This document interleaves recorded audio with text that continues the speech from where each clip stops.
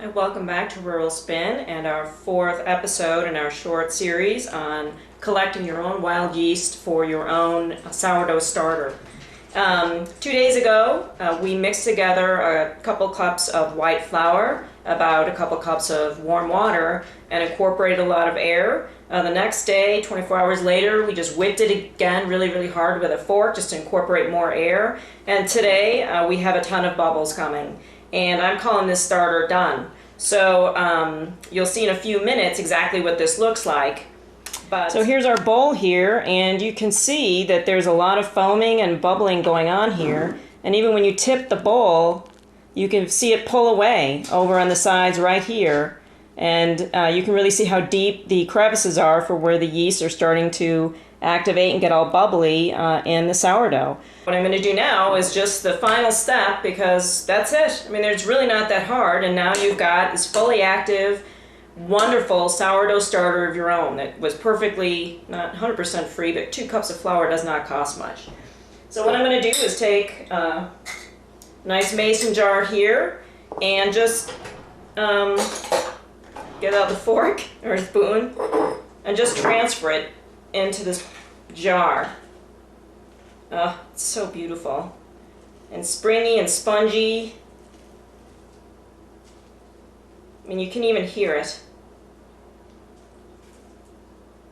I mean, it kind of sounds like like bubble gum or something like that, because it's so springy. I mean, you can just see it pull together as you pour it into the jar.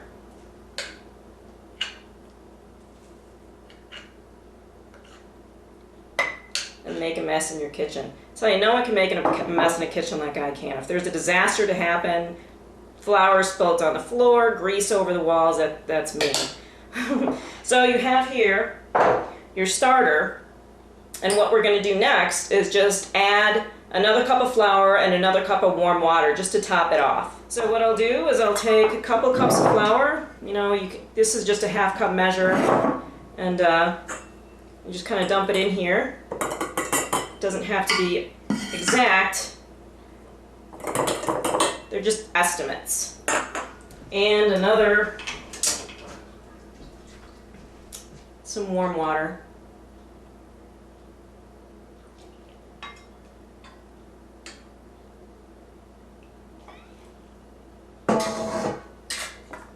And then you just mix it. You don't have to worry about getting the lumps out ever with this stuff. It pretty much takes care of that itself.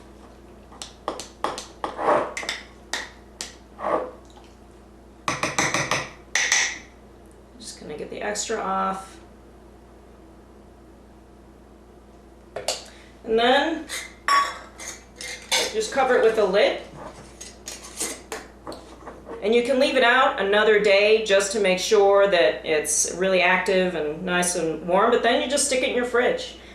And after that, all you do is use it in recipes, and we'll talk a little bit about that in other episodes. But right now, it's about 5 o'clock and it's time for a martini.